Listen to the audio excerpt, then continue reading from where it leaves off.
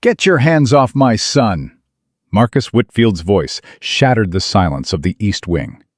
He grabbed Gloria by the arm and yanked her away from Nathan's bed so hard she stumbled backward into the medical cart.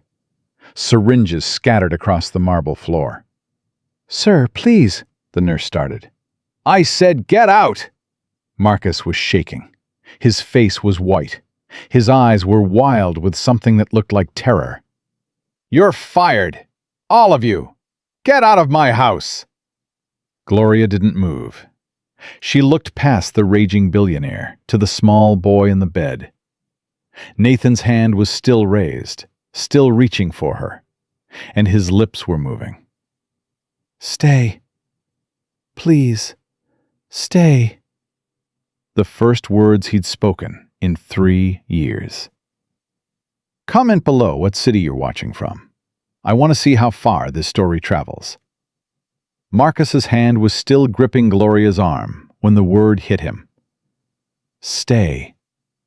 His son had spoken. His son, who hadn't made a sound in 3 years, who the specialists had written off, who Marcus had stopped visiting because he couldn't bear the silence, had just said a word. "What did you say?" Marcus released Gloria and spun toward the bed. "Nathan? Nathan, say it again." But Nathan's eyes had already gone distant. His hand dropped back to the sheets. Whatever door had cracked open had slammed shut again. "No, no, no, no." Marcus grabbed his son's shoulders. "Nathan, look at me. Say something." "Mr. Whitfield, stop!" Patricia rushed forward. "You're overstimulating him. His heart rate is spiking." Marcus didn't let go. "He talked, Patricia. You heard him. He said—" "I heard him." Patricia's voice was firm. "Now let go before you undo everything." Marcus's hands fell away. He staggered back, his chest heaving. Gloria had pulled herself up from the floor. A thin line of blood ran down her elbow, where she'd hit the cart. She didn't seem to notice. 3 weeks, she said quietly. Marcus turned on her. "What?" "I've been here 3 weeks. Every day I sit with him. I sing to him. I talk to him like he's a person and not a diagnosis." Gloria's voice was steady, despite the tremor in her hands. "And today he reached for me. Today he asked me to stay." "You're a maid," Marcus spat the word like poison. "You mop floors. You fold laundry. You don't—" "I'm a mother," Gloria cut him off. "I'm a mother who lost her child. And I know what it looks like when a little boy is drowning and nobody's reaching in to pull him out." Marcus's face contorted. "Get out." "No." The word hung in the air like a gunshot. Charles appeared in the doorway, breathing hard. "Sir, is everything—" "Call security," Marcus said. "I want this woman off my property." "Daddy!" Everyone froze. Nathan's voice was barely a whisper, hoarse and cracked from 3 years of silence, but unmistakable. "Daddy, don't." Marcus made a sound like a wounded animal. He stumbled toward the bed, falling to his knees beside his son. "Nathan! Oh God, Nathan!" "She sings." Nathan's words came slow, each one costing him enormous effort. "Like Mommy." Marcus broke. His whole body crumpled, and he pressed his face into the sheets beside his son, his shoulders shaking with sobs he'd held back for 3 years. Gloria quietly picked up the scattered syringes. She placed them back on the cart. Then she turned to leave. "Wait!" It was Nathan again. His hand was moving across the sheets, reaching toward her. "Don't go." Gloria looked at Marcus, still sobbing beside his son. She looked at Patricia, who was crying too. She looked at Charles, frozen in the doorway. "I'm not going anywhere, baby," she said softly. "I promise." 3 weeks earlier. Gloria Jenkins stood at the bus stop at 5:47 a.m., watching her breath fog in the cold morning air. Her shoes had a hole in the left sole. Her coat was 2 sizes too big, a donation from the church. Her purse held exactly $7.32. The letter from the collection agency was still in her pocket. She didn't need to read it again. The numbers were burned into her brain. $47,000. That's what 3 years of Grace's medical bills had cost. That's what hope looked like on paper. The bus came. She climbed on, found a seat near the back, and closed her eyes. Grace would have been 8 today. 8 years old. She'd have been in 2nd grade, probably. Making friends, learning to read chapter books, losing her baby teeth. Instead, she was in the ground. Had been for 3 years now. Gloria pressed her hand against her chest, against the ache that never quite went away. Last stop, Whitfield Estate. She opened her eyes. Through the dirty window she could see the mansion on the hill, rising out of the morning fog like a castle from a fairy tale. Some fairy tale, she thought. Castles don't need maids. The woman who answered the door looked at Gloria like she was a stain on the marble. You're from the agency? Yes, ma'am. Gloria Jenkins. I'm Mrs. Patterson, estate manager. The woman's eyes traveled up and down Gloria's second-hand clothes. Your references were adequate. Barely. I work hard, ma'am. We'll see. Mrs. Patterson turned and walked into the house without waiting. Come, I'll show you your duties. Gloria followed, taking in the grand hallway with its paintings and sculptures. Everything gleamed. Everything was perfect. Everything was dead. The Whitfield estate has standards, Mrs. Patterson was saying. Discretion above all. You don't speak to Mr. Whitfield unless spoken to. You don't gossip with the other staff. And you absolutely do not interact with the child. Gloria's steps faltered. Child? Nathan, 5 years old. He has medical needs. The nursing staff handles his care. You are to stay out of the East Wing, unless specifically assigned there for cleaning. What's wrong with him? Mrs. Patterson stopped walking. She turned, her eyes cold. That is not your concern. I'm just asking. 3 years ago, there was an accident. His mother was killed. Nathan survived, but his spine was damaged. He doesn't walk. He doesn't speak. He barely exists. Mrs. Patterson's voice was clinical, detached. The best doctors in the world have examined him. There's nothing to be done. Do you understand? Gloria understood more than this woman could imagine. Yes, ma'am. Good. Your quarters are in the East Wing. Stay in your lane, do your work, and we won't have problems. Gloria's first week was hell. Mrs. Patterson assigned her the worst jobs: scrubbing bathrooms, cleaning out storage closets, laundering sheets at midnight. It was hazing, pure and simple, testing her, trying to break her. Gloria didn't break. She'd survived worse than a rich woman's pettiness. She'd held her daughter's hand as machines breathed for her. She'd sung lullabies to a body that couldn't respond. She buried her only child in a grave she still couldn't afford to put a proper headstone on. What was scrubbing toilets compared to that? But even as she worked, she watched and listened.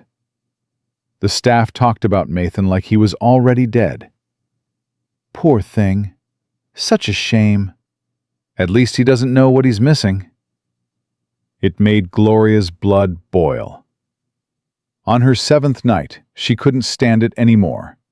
She waited until the house was quiet, until Mrs. Patterson had retired to her room and the night nurse was doing her rounds. Then she slipped out of her quarters and made her way to Nathan's room. The door was closed. A thin line of light showed underneath. Gloria's hand trembled as she reached for the handle. "Don't," a voice in her head warned. "You'll lose this job. You can't afford to lose this job." But another voice, Grace's voice, whispered, "He needs you, Mama." Gloria opened the door. Nathan lay in a hospital bed that seemed to swallow him. Machines beeped and hummed. Tubes ran in and out of his thin arms. His eyes were open, staring at the ceiling like it held the secrets of the universe. Gloria's heart cracked down the middle. "Hey there, baby," she said softly, stepping inside. No response, not even a flicker. She approached slowly, the way you'd approach a wounded bird. When she reached the chair beside his bed, she sat down and folded her hands in her lap. "I'm Gloria. I clean the house, but I'm guessing nobody told you that, because nobody tells you much of anything, do they?" Silence. The machines beeped their steady rhythm. "I had a little girl once, Grace. She was sick too. Different kind of sick, but sick. Doctors told me she'd never wake up, never know I was there, never hear my voice." Gloria swallowed hard. "I didn't believe them. I sat by her bed every single day, and I sang to her, talked to her, told her about my day, about the weather, about stupid stuff that didn't matter at all. And you know what?" She leaned closer. "She heard me. I know she did. Because one day, after 6 months of nothing, she opened her eyes and she smiled at me." A tear rolled down Gloria's cheek. She only lived 3 more months after that. But those 3 months, she knew me. She laughed at my jokes. She squeezed my hand. She lived. Gloria reached out, hesitated, then gently laid her hand over Nathan's. "I see you in there, Nathan. I know you're listening. And I'm not going to give up on you, even if everyone else has. You hear me? I'm not going to give up." Nathan's hand was cold, limp, motionless. But Gloria could have sworn she felt the faintest twitch beneath her palm. The next morning, Patricia found something strange in Nathan's medical chart. "Jennifer, come look at this." The night nurse leaned over her shoulder. What am I looking at? "His vitals from last night. Look at 11:47 p.m. Jennifer's eyes widened. His heart rate went up, and his... Is that brain activity? 30% increase, for about 20 minutes. What happened at 11:47? Patricia shook her head. "Nothing. He was alone. I checked on him at 11:30, and he was the same as always." But she was lying. She'd seen the security footage that morning. She'd seen the maid slip into Nathan's room. She'd seen her sit beside his bed and talk to him. And she'd seen something she hadn't seen in 3 years. A response. Patricia deleted the footage before Mrs. Patterson could find it. Gloria came back the next night. And the next. And the next. She didn't touch the machines, didn't interfere with the medication. She just sat beside Nathan and talked to him, sang to him, treated him like a human being instead of a body in a bed. On the 4th night, Nathan's eyes moved. On the 7th night, his fingers twitched when she held his hand. On the 10th night, he turned his head to watch her when she walked around the room. Patricia documented everything in a secret file. She didn't tell Mrs. Patterson. She didn't tell Mr. Whitfield. She wasn't sure what was happening, but she knew that whatever this maid was doing, it was working. "The agency called today." Gloria looked up from her dinner. Mrs. Patterson stood in the kitchen doorway, her arms crossed. "They received a complaint. Someone told them you've been sneaking into the child's room at night." The other staff members went quiet. Rosa's fork stopped halfway to her mouth. Charles studied his plate like it contained state secrets. "I wasn't sneaking," Gloria said calmly. "His door was open. I talked to him. That's not a crime. It's a violation of your employment terms." My employment terms say I can't interfere with his medical care. I didn't touch anything medical. I talked to a lonely little boy who nobody else bothers to talk to. Mrs. Patterson's face reddened. You're walking on very thin ice, Miss Jenkins. Then let me walk. Gloria set down her fork and stood. Fire me if you want. But first, ask yourself something. When's the last time anyone in this house treated that child like he was still alive? The silence was deafening. That's what I thought, Gloria said. She picked up her plate and walked to the sink. If you'll excuse me, I have work to do. That night, Marcus Whitfield sat in his office, staring at the security feed from Nathan's room. He watched the maid enter, watched her sit down, watched her talk to his son like he was a normal child, not a medical case study. And he watched Nathan respond, his son's eyes tracking her movement, his fingers curling when she touched his hand, his whole body seeming to relax when she sang those old songs that sounded like something from another century. Marcus reached for his phone. His finger hovered over the button to call Charles, to demand this woman be removed immediately. Then Nathan smiled. It was small, barely there, a ghost of the expression Marcus remembered from before the accident. But it was real. Marcus put down the phone and poured himself a scotch. Then another. Then another. He didn't call Charles. He didn't fire the maid. He just sat there in the dark, watching his son come back to life through a monitor. Because he still didn't have the courage to walk through that door himself. 3 days before Marcus's explosion, Gloria made her first real breakthrough. She was in Nathan's room during her lunch break. She'd stopped eating lunch weeks ago, when she pulled out the small keyboard she'd found in a storage closet. I used to play for Grace, she told Nathan.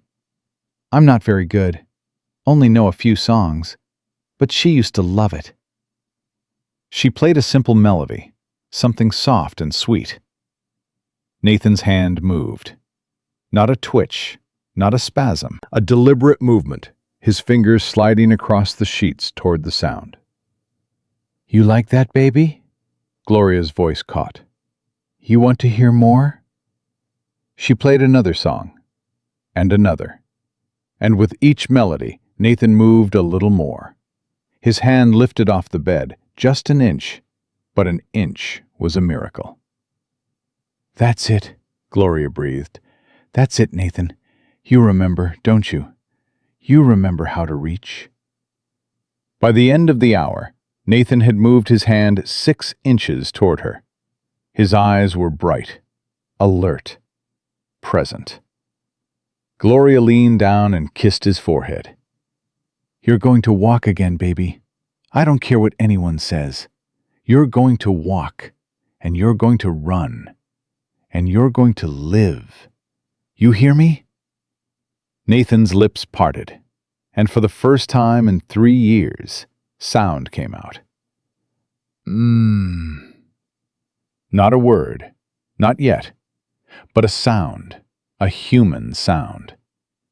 Gloria burst into tears. She didn't tell anyone what happened. She wanted to build on it, to give Nathan time to find more sounds before the doctors and therapists descended with their tests and their expectations. But 3 days later, when she was helping Nathan practice reaching, practice moving his arm toward her voice, something went wrong. The door slammed open. Marcus stood there, his face twisted with rage. What the hell are you doing? Gloria's hand was on Nathan's. The boy was actively holding on to her, something he'd just learned to do this week. Mr. Whitfield, I can explain. Get your hands off my son. He grabbed her arm, yanked her away, and Nathan screamed. It wasn't a word. It was pure emotion. 3 years of locked-away feelings erupting all at once. Fear, pain, loss, fury. Marcus froze. His son was screaming. His silent, empty son was making noise. What? Marcus stumbled back. What did you do to him? Gloria was on the floor where he'd pushed her. I didn't do anything to him. I loved him, that's all. I just loved him. Nathan's screaming dissolved into sobs. Great, heaving sobs that shook his thin frame. "Daddy," he choked out. "Daddy, hurts." Marcus made a sound like he'd been gutted. He fell to his knees beside the bed, his hands hovering over his son, afraid to touch him. "I'm sorry. Oh, God, Nathan, I'm sorry. I didn't mean to. I was scared. I thought she helps." Nathan's voice was raw, barely audible. "She sings, like Mommy." Gloria watched from the floor as Marcus broke down completely. 3 years of grief came pouring out of him, ugly, wrenching sobs that shook his whole body. Nathan reached out, his hand trembling, his arm shaking with the effort. But he reached out and touched his father's hair. "Don't cry, Daddy." Marcus grabbed his son's hand and held it like a lifeline. "I'm sorry. I'm so sorry. I left you alone. I couldn't face you. I couldn't—" "I know." Nathan's voice was getting stronger. "I heard you, at night, outside my door." Marcus's head snapped up. "You heard me? You said sorry. Every night." I wanted to answer. Nathan's eyes filled with tears. But I was stuck. I couldn't find the door. And then, he looked at Gloria. She sang. And I found it. The room was silent except for the beeping machines. Gloria slowly stood up. Her arm was bruised where Marcus had grabbed her. Her elbow was still bleeding. "Mr. Whitfield," she said quietly. He looked at her. Really looked at her for the first time since she'd arrived. "Your son is still in there. He's been in there the whole time, listening, waiting for someone to reach him. The doctors gave up. You gave up. But he never gave up. He just needed someone to believe he could come back." Marcus's face crumpled. I don't know how to." "You don't have to know how."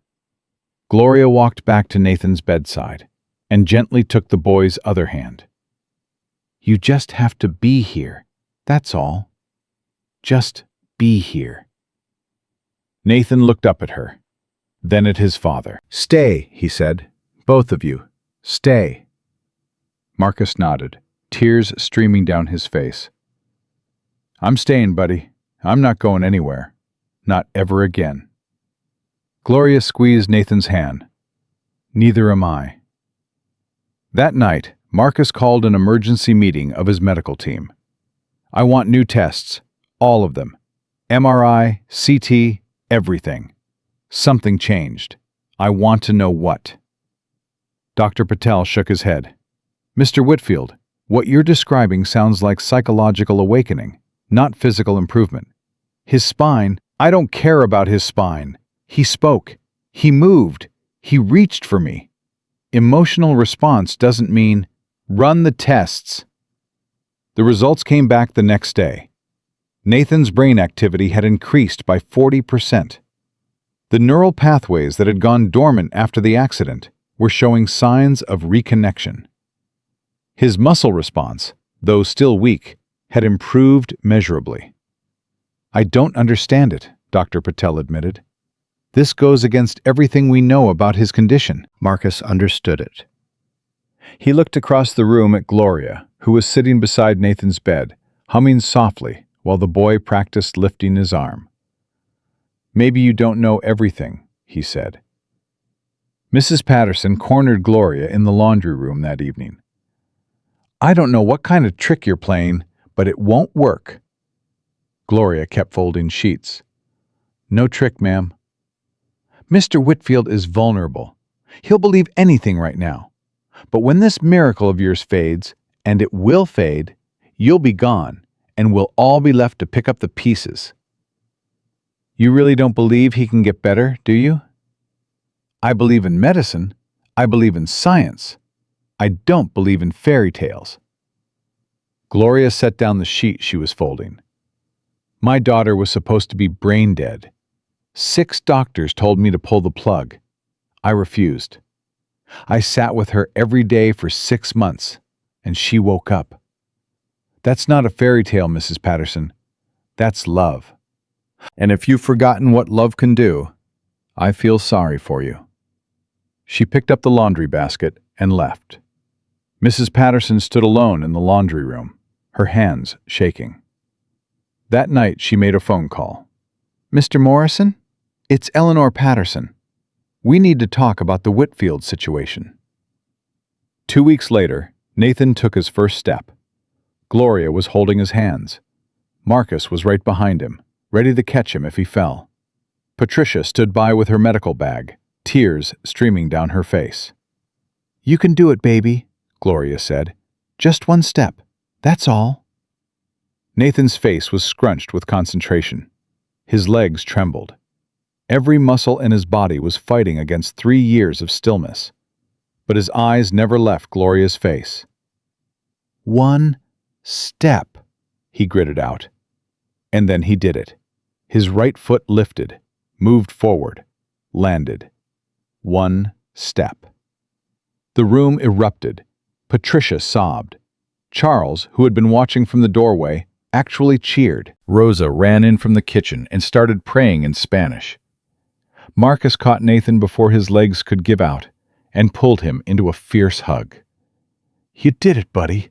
You did it." Nathan was crying and laughing at the same time. "I walked, Daddy. Did you see? I walked." I saw everything."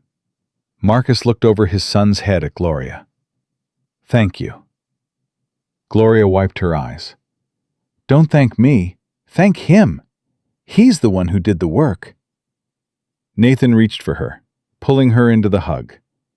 "Family hug," he declared. "We're a family now, right?" Marcus hesitated. Then he put his arm around Gloria, too. "Yeah, buddy. We're a family." And standing in the doorway, unnoticed by everyone, Mrs. Patterson pulled out her phone and took a picture. The photograph Mrs. Patterson sent to Richard Morrison arrived at 9:47 p.m. that same night. Morrison studied it carefully, zooming in on Marcus Whitfield's arm wrapped around the black maid, on the boy sandwiched between them like they were some kind of family. His lips curled into a smile.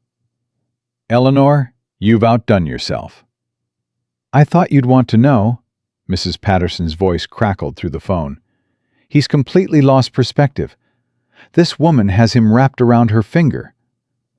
"How long has this been going on?" 3 weeks, maybe longer. She sneaks into the boy's room at night, sings to him, holds his hand. And now Marcus is acting like she's some kind of miracle worker." Morrison leaned back in his leather chair. He'd been waiting for an opportunity like this for years. Marcus Whitfield controlled 53% of Sterling Industries. If Morrison could prove the man was mentally unstable, emotionally compromised, the board might finally listen to his proposals for restructuring. "Keep documenting everything," he said. "Photos, videos, anything that shows poor judgment. And Eleanor, find out everything you can about this maid. Everyone has secrets." "Yes, Mr. Morrison." The line went dead. Morrison picked up the photograph again. The maid's face was partially visible. A black woman in her late 30s, unremarkable in every way. Except somehow she'd accomplished what a dozen specialists couldn't. That made her dangerous. And dangerous people always had weaknesses. The next morning, Gloria woke to find Patricia waiting outside her door. "We need to talk." Gloria pulled on her robe. "Is Nathan okay?" "Nathan's fine. Better than fine. He slept through the night for the first time in months." Patricia glanced down the hallway, making sure they were alone. "It's you I'm worried about." "Me?" "Mrs. Patterson was on the phone last night. I couldn't hear everything, but I caught a name. Richard Morrison." Gloria's brow furrowed. "Who's Richard Morrison?" He's on the board of Mr. Whitfield's company, and he's been trying to push Marcus out for years. Patricia lowered her voice.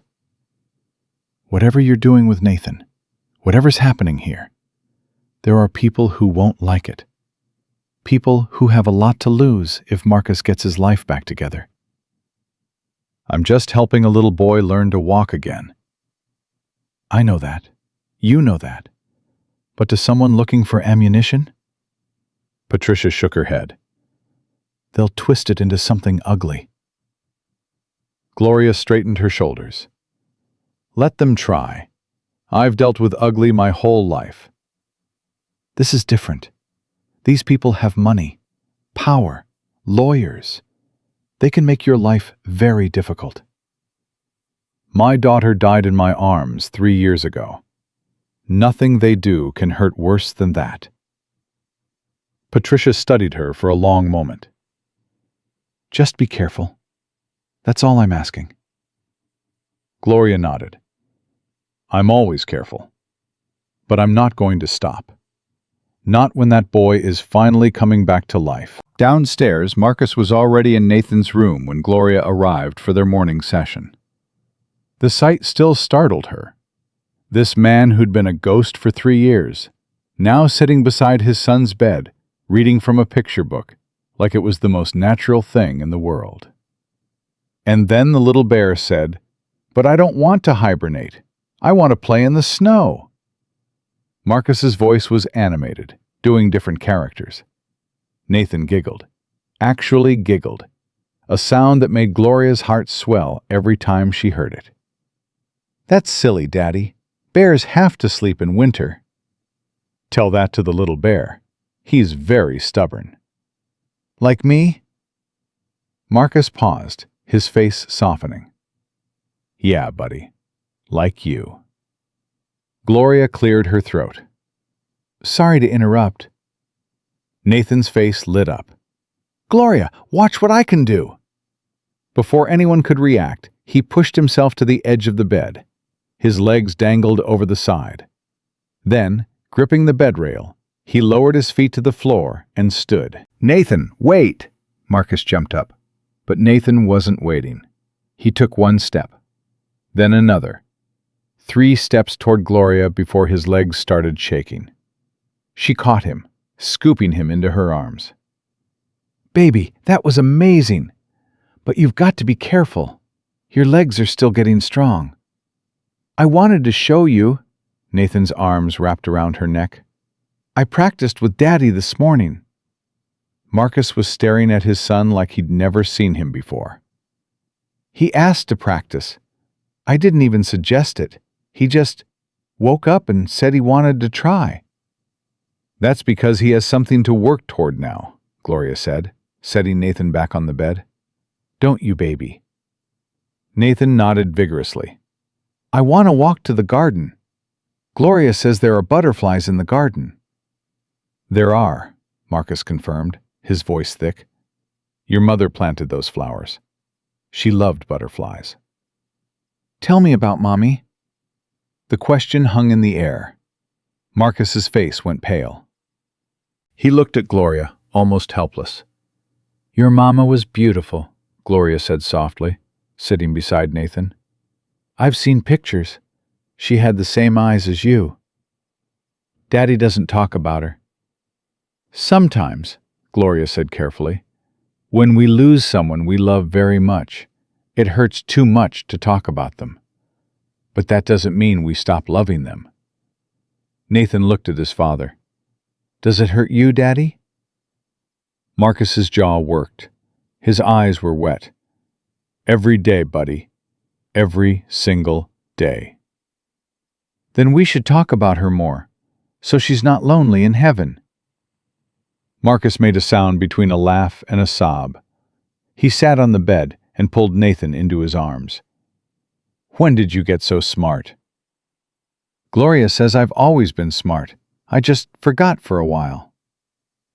Over Nathan's head, Marcus met Gloria's eyes. The gratitude there was overwhelming, and something else, something deeper that neither of them was ready to name. "Thank you," he mouthed. Gloria just nodded. Some things didn't need words. The physical therapist arrived at 10. Marcus had hired a new one, Dr. James Chen, a specialist in pediatric neurological recovery who'd flown in from Chicago after seeing Nathan's test results. "I've never seen anything like this," Dr. Chen admitted, watching Nathan work through his exercises. "The level of neural regeneration, it shouldn't be possible." "And yet here we are," Marcus said. Dr. Chen turned to Gloria. "Mrs. Patterson mentioned you've been working with him. What exactly have you been doing?" "Talking to him, singing to him, treating him like a person instead of a patient." "That's it? That's everything?" Dr. Chen was quiet for a moment. "My grandmother used to say that medicine can heal the body, but only love can heal the soul. I always thought she was being sentimental." He watched Nathan laugh at something Gloria said. Maybe she was right. "She was," Gloria said simply. "Doctors look at symptoms and scans. They forget there's a human being underneath all that data." Nathan didn't need more medicine. He needed someone to see him. "And you saw him." "I recognized him. There's a difference." Nathan's progress over the next week was nothing short of miraculous. He went from 3 steps to 10, from 10 to 20. His voice grew stronger, his words more complex. He started asking questions about everything: the paintings on the walls, the books in the library, the birds outside his window. And he asked about his mother. "What was her favorite color?" "Blue," Marcus said, "like the ocean." "What was her favorite song?" "She loved old Motown, Marvin Gaye, Stevie Wonder. She'd dance around the kitchen while she cooked." "Did she cook good?"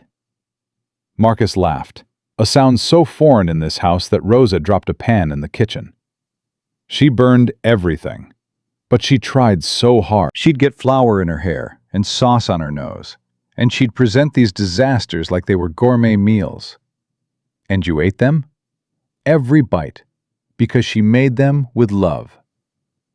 Nathan was quiet for a moment. Then, "I want to cook something, for you and Gloria, to say thank you." "Buddy, you don't have to." "I want to. Rosa can help me. Please, Daddy." Marcus looked at Gloria, who was trying very hard not to cry. "Okay," he said, "let's cook something." The kitchen became a disaster zone. Nathan sat in a special chair Rosa had rigged up so he could reach the counter. Flour went everywhere. Eggs ended up on the floor.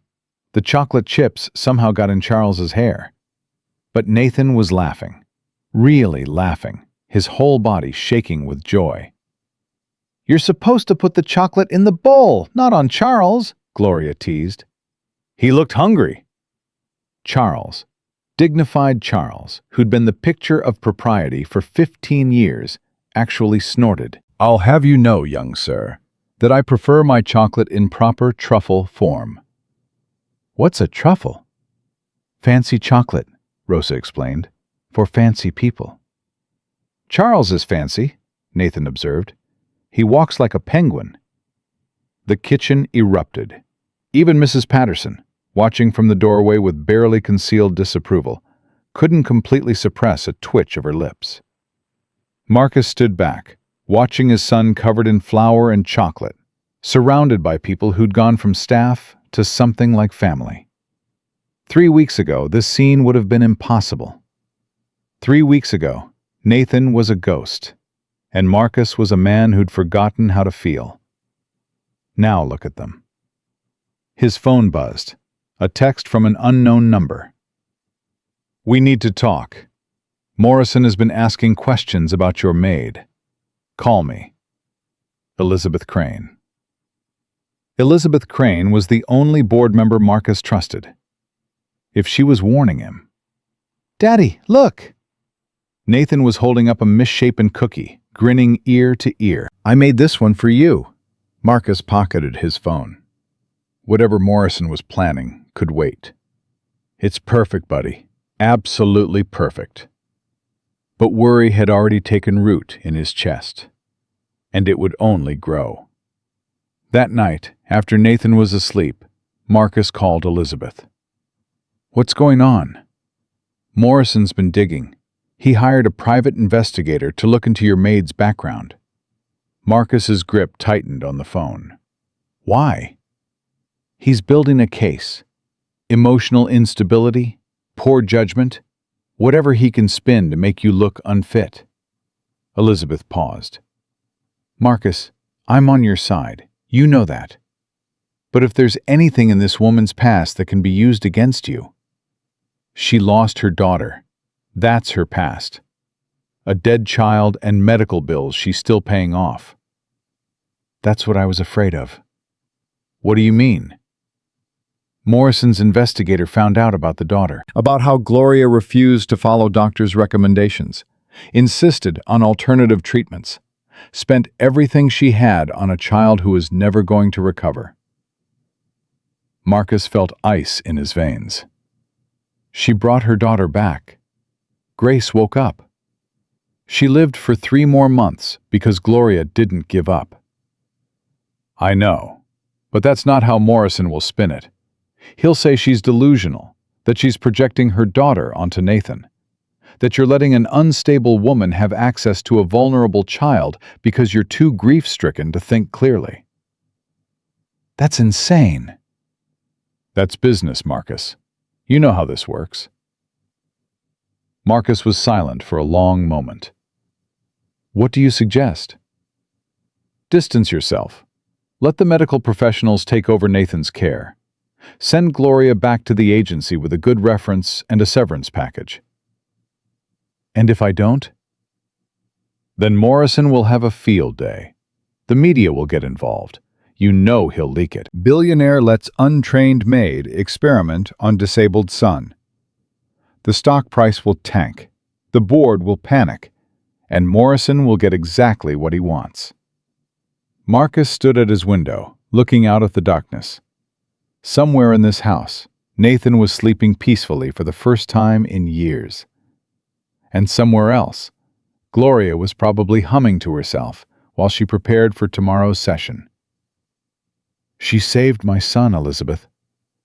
"I know. I can't just throw her away like she doesn't matter." "Then fight. But fight smart. Document everything. Get Nathan's doctors to make official statements about his progress. Build a case that's stronger than whatever Morrison is constructing." "And Gloria?" "Keep her close, but be careful. Morrison is watching." After he hung up, Marcus sat in the darkness for a long time. Then he went to Nathan's room. The boy was asleep, one hand clutching a small photograph Gloria had given him. A picture of Gloria and Grace from before the illness. "She gave him that?" Marcus turned. Gloria stood in the doorway, a cup of tea in her hands. "He asked about Grace," she said quietly. "Wanted to know if he could see her. I told him she was in heaven, watching over both of us. He asked for a picture so he could remember what she looked like." "You didn't have to share that with him." "He's my boy now, too." Gloria's voice caught. "I know that's not my place to say. I know I'm just the maid. But I love him, Mr. Whitfield. I love him like he was my own."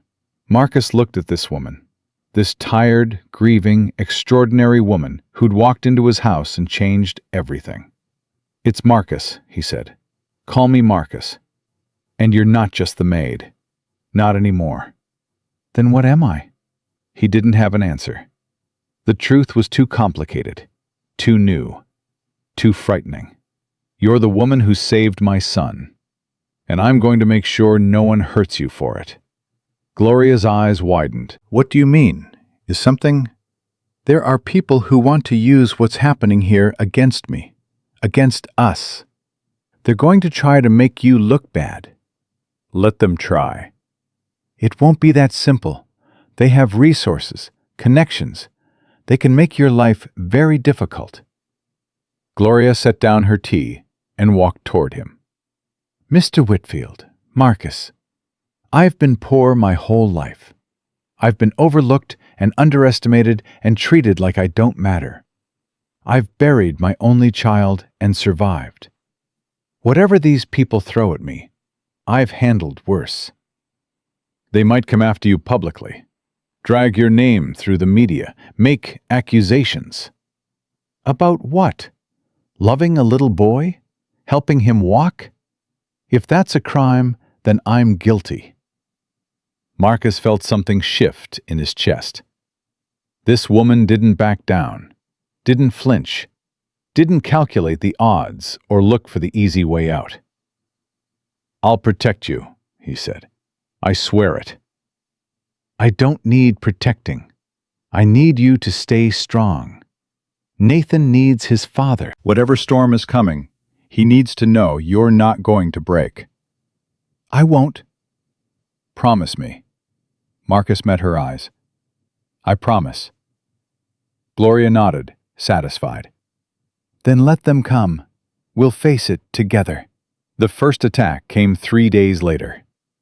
Morrison held a press conference outside Sterling Industries headquarters. Cameras flashed, microphones crowded together like hungry mouths. "I'm deeply concerned about the welfare of young Nathan Whitfield," Morrison announced, his face a mask of false sincerity. "We've received reports that an unqualified individual has been given unrestricted access to a medically fragile child. As a board member and family friend, I feel it's my duty to call for an independent investigation." "Are you accusing Marcus Whitfield of child endangerment?" a reporter shouted.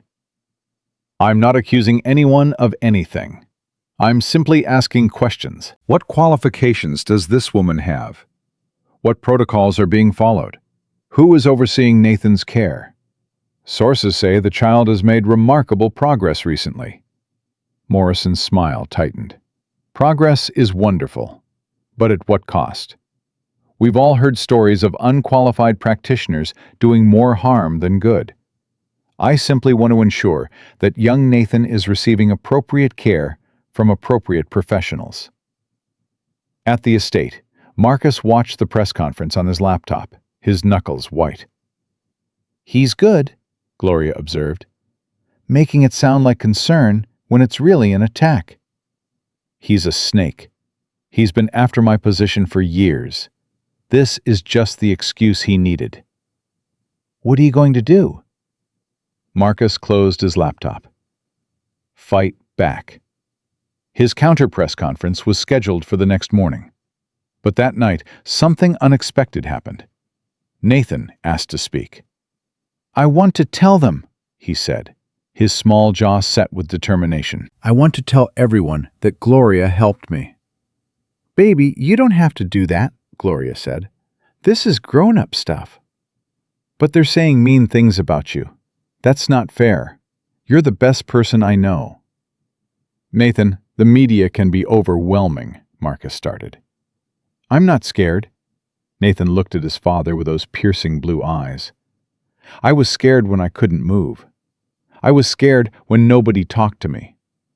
But Gloria taught me that being brave doesn't mean not being scared. It means doing the right thing even when you are scared."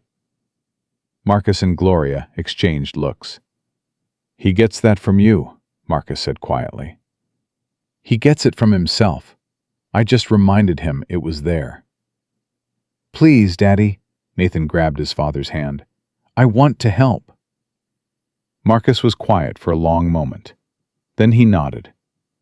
"Okay, we'll do it together." The next morning, television cameras from every major network gathered at the Whitfield estate. Marcus walked out first, Nathan beside him, walking beside him slowly but steadily, holding his father's hand. The crowd gasped. Cameras clicked frantically. "My son would like to make a statement," Marcus said, stepping back. Nathan faced the cameras. His voice was small but clear. "My name is Nathan Whitfield. I'm 5 years old. 3 years ago, my mommy went to heaven, and I got hurt really bad. The doctor said I would never walk again. They said I would never talk again." He paused, taking a breath. "But Gloria didn't believe them. She came to my room every day and sang to me. She told me stories. She said I was brave and strong, even when I didn't feel brave and strong. And one day, I remembered how to move. And then I remembered how to talk. And now I can walk." Tears were streaming down several reporters' faces. "I don't know why that man said mean things about Gloria. She's not a bad person. She's the best person. She saved me." Nathan's voice trembled. "And if you're watching this, Mr. Morrison, you should say sorry, because lying about good people is wrong." The press conference exploded. Reporters shouted questions. Camera flashes turned the morning into a lightning storm. But Nathan wasn't done. "Gloria!" She stepped forward from behind Marcus, her heart pounding. Nathan reached for her hand. "This is my family," he announced. "My daddy and Gloria and all the people who helped me get better. I love them and they love me. And that's all that matters." Gloria couldn't speak. She just held Nathan's hand and let the tears fall. Marcus stepped forward to the microphone. "You've heard from my son. He's living proof that sometimes miracles happen when someone believes in us. Gloria Jenkins is not a threat to my child. She's the reason he's standing here today. And anyone who attacks her attacks my family." He looked directly into the camera. "Richard Morrison, I suggest you reconsider your position, because I will protect the people I love with everything I have." The video went viral within hours. #NathanSpeaks trended worldwide. Support flooded in from parents of disabled children, from medical professionals who'd seen the documentation of Nathan's progress, from ordinary people moved by a little boy's courage. Morrison's office was flooded with angry calls. Board members who'd been on the fence suddenly found their spines. By that evening, Morrison had issued a terse statement withdrawing his concerns and resigning from the board to pursue other opportunities. But Gloria knew this wasn't over. Men like Morrison didn't give up that easily. They just found new angles of attack. And she was right. 2 days later, a woman appeared at the estate gates. "Who is she?" Charles asked, studying the security monitor. Gloria's blood went cold. She recognized that face. The sharp features, the calculating eyes, the thin-lipped smile that promised nothing good. "Her name is Diane Foster," Gloria said quietly. "She's the social worker who tried to take Grace away from me." And now she was here, at the Whitfield estate, looking for round 2. Gloria's hands were shaking as she watched Diane Foster on the security monitor. The woman stood at the gate like she owned the place, her briefcase clutched in one hand, her government ID held up to the camera with the other. "Gloria?" Charles's voice seemed far away. "Do you know this woman?" "She tried to destroy my life once," Gloria whispered. "She almost succeeded." Marcus appeared behind them. "What's going on?" "There's a social worker at the gate," Charles explained. "She's demanding entry, says she has a court order." Marcus's jaw tightened. "Morrison." "He must have made calls before he resigned," Gloria said. "This is his backup plan." "We don't have to let her in." "Yes, we do." Gloria turned to face him. "If we refuse, she'll come back with police. She'll claim we're hiding something. It'll be worse." "Then what do we do?" Gloria straightened her shoulders. The same shoulders that had carried Grace through 3 years of illness. The same shoulders that had borne the weight of poverty and grief and loss. "We let her in, and we show her she's wrong." Diane Foster entered the Whitfield estate like a general surveying a battlefield. Her eyes swept across the marble floors, the expensive artwork, the staff lined up like soldiers awaiting inspection. "Mrs. Jenkins," she said, her smile sharp as a blade. "It's been a while." "Miss Foster." "It's Mrs. Crawford now. I got married." She held up her left hand, showing off a modest diamond. "But I'm sure you don't care about that. You're probably wondering why I'm here." "I know why you're here." "Do you?" Diane tilted her head. Because from what I understand, you've managed to insert yourself into another vulnerable child's life. Same pattern as before. Same obsession. Marcus stepped forward. I'm Marcus Whitfield. This is my home, and my son you're talking about. Mr. Whitfield, Diane's smile didn't waver. I've heard a lot about you. Successful businessman, grieving widower, father of a disabled child who's been making miraculous progress. She let the last word hang in the air. That's quite a story. It's not a story, it's the truth. Truth is my job, Mr. Whitfield. And in my experience, when something seems too good to be true, it usually is. What exactly are you accusing us of? Diane pulled a folder from her briefcase. I'm not accusing anyone of anything. I'm conducting an investigation into the welfare of Nathan Whitfield, pursuant to concerns raised by multiple parties. Multiple parties meaning Richard Morrison. I'm not at liberty to discuss who filed the complaint. She opened the folder. But I am required to interview all parties involved in Nathan's care, observe his living conditions, and make a determination about his welfare. My son has the best medical care money can buy. I'm not questioning his medical care, Mr. Whitfield. I'm questioning his emotional care. Diane's eyes slid to Gloria. Specifically, the role of an unqualified individual in his daily routine. Gloria felt the old, familiar burn in her chest, the rage she'd learned to swallow during all those months when Diane Foster had questioned her parenting, her judgment, her sanity. I know what you're doing, Gloria said quietly. You couldn't take Grace from me, so now you're trying to take Nathan. I didn't take Grace from anyone. Her condition was terminal. The kindest thing would have been to let her go peacefully, instead of subjecting her to false hope and ineffective treatments. She woke up. For 3 months. 3 months of suffering before the inevitable. 3 months of life. 3 months of knowing her mother loved her. Diane's smile thinned. See, this is exactly what concerns me.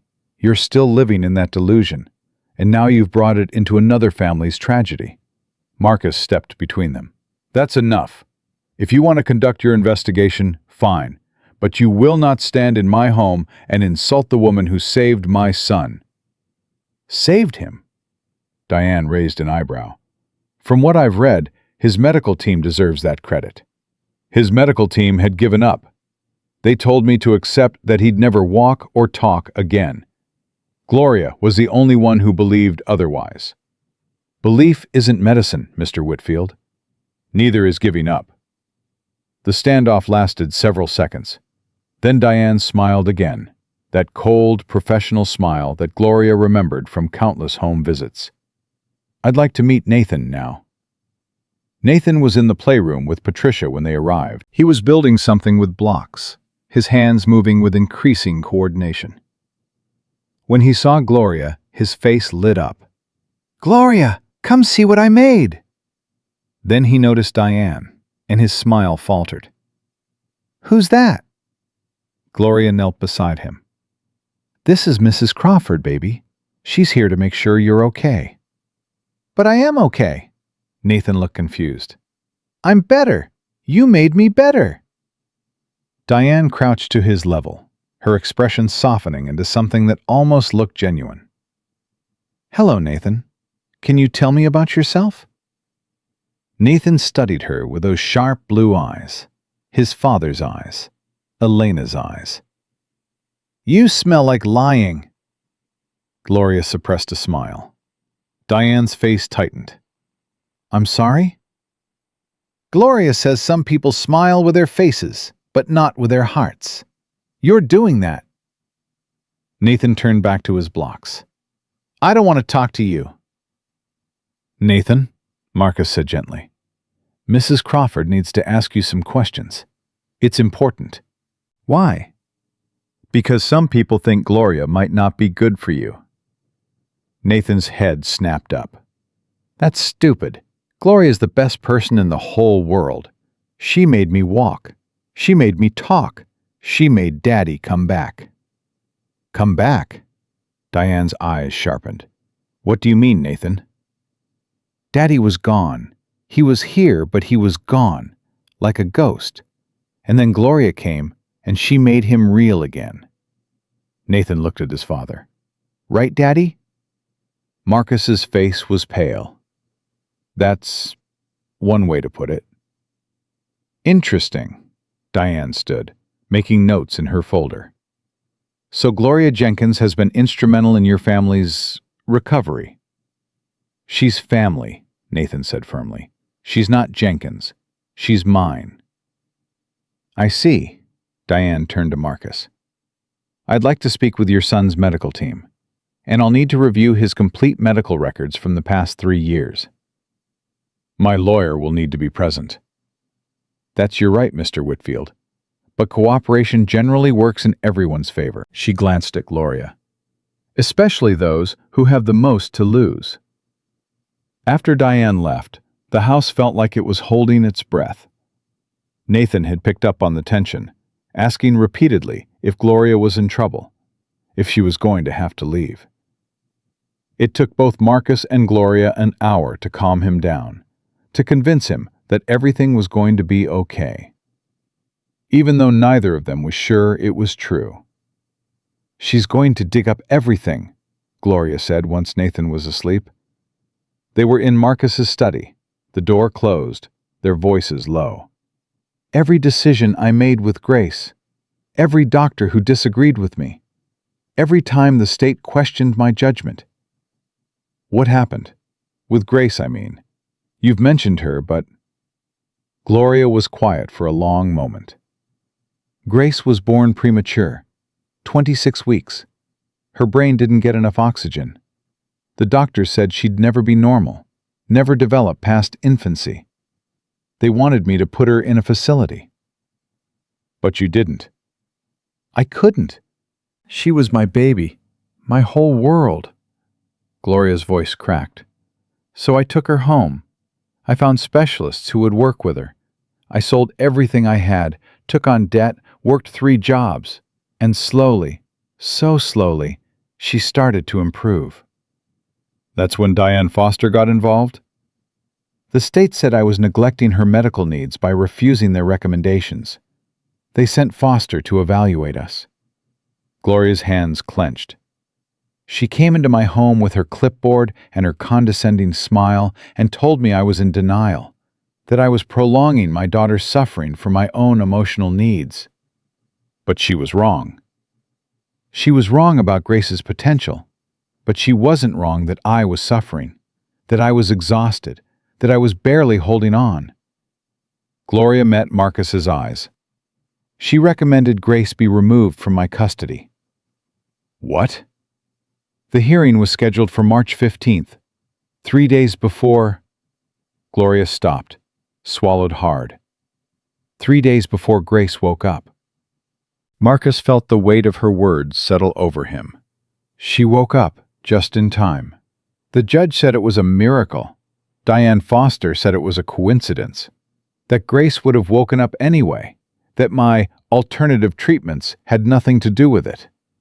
Gloria's voice hardened. "But I know the truth. Grace heard me. All those months of singing and talking and praying, she heard every word, and she came back to me." "And then?" "And then we had 3 months, 3 beautiful, impossible months where she knew my face, said my name, laughed at my stupid jokes. She wasn't normal. She couldn't walk or feed herself or do most things kids her age could do. But she was present. She was there." "How did she die?" Gloria's eyes filled with tears. "Seizure. Massive, sudden, unstoppable. The doctor said her brain just gave out. All that damage from birth finally caught up." "I'm sorry." "Don't be sorry. Be grateful." Gloria wiped her eyes. "Those 3 months were worth everything. Every sleepless night. Every dollar I spent. Every time Diane Foster looked at me like I was crazy. Grace knew she was loved.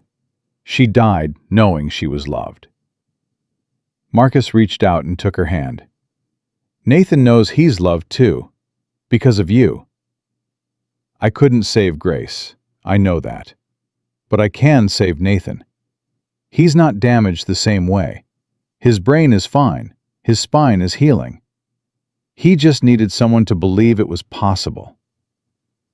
And now Diane Foster is going to try to prove you wrong all over again? Let her try. Gloria's voice was steel. I've already lost everything once. I've got nothing left to fear. The next 2 weeks were a siege. Diane Crawford, Foster, Gloria still thought of her as Foster, returned with a team. Psychologists, medical consultants, child welfare specialists. They interviewed everyone. Patricia, Jennifer, Rosa, Charles, even Mrs. Patterson, who Gloria noticed spending a lot of time in private conversation with the investigators. Nathan handled it with surprising grace. He answered questions honestly, demonstrated his walking progress, and consistently credited Gloria for his recovery. She never hurt me, he told one psychologist. She never even raised her voice. She just believed I could get better. Why is that bad? The psychologist had no answer. But Diane was building something. Gloria could feel it. Every interview, every medical record review, every conversation with staff, it was all adding up to something. The blow came on a Thursday afternoon. Marcus was in a board meeting when his phone buzzed with an urgent message from his lawyer. Emergency. CPS filing for temporary custody. Hearing tomorrow morning. Get home now. He made it back to the estate in 20 minutes, breaking every speed limit. Gloria met him at the door, her face ashen. They're taking him? They're trying. Emergency motion, citing ongoing concerns about the child's emotional welfare and the undue influence of an unqualified caregiver. Marcus read from the legal document his lawyer had sent. They want to place Nathan in a state facility, pending investigation. A facility? He's finally walking, finally talking, finally living, and they want to put him in a facility? The motion cites your history with Grace, claims you have a pattern of manipulating vulnerable children and their families for emotional gratification. Gloria felt like she'd been punched. That's a lie. I know it's a lie, but we have to prove it in court. Tomorrow morning? Tomorrow morning. Nathan appeared at the top of the stairs. He'd been practicing walking up and down with Patricia, building his strength. Now he stood there, one hand on the railing, his face worried. What's happening? Why is everyone upset? Gloria and Marcus exchanged looks. Come down here, buddy, Marcus said. We need to talk. They sat Nathan down in the living room, Gloria on one side, Marcus on the other. The boy looked between them with growing fear. Someone is trying to take me away, aren't they? How did you know that? Marcus asked. I heard Mrs. Patterson talking on the phone. She said I'd be better off somewhere else. Somewhere without... Nathan's voice broke. Without Gloria. Listen to me. Gloria took his hands. Nobody is taking you anywhere. Your daddy and I won't let that happen. But what if they're stronger than you? They're not. What if the judge believes them instead of us? Then we'll fight harder. Nathan's eyes filled with tears. I don't want to go back to how it was. I don't want to be stuck inside myself again. I was so alone, Gloria. So alone in the dark. And then you came and turned on the lights. Gloria pulled him into her arms. You listen to me, Nathan Whitfield. I didn't come into this house to lose you. I've lost enough. We've both lost enough. And tomorrow, we're going to walk into that courtroom and show everyone the truth. What truth? That love is stronger than fear.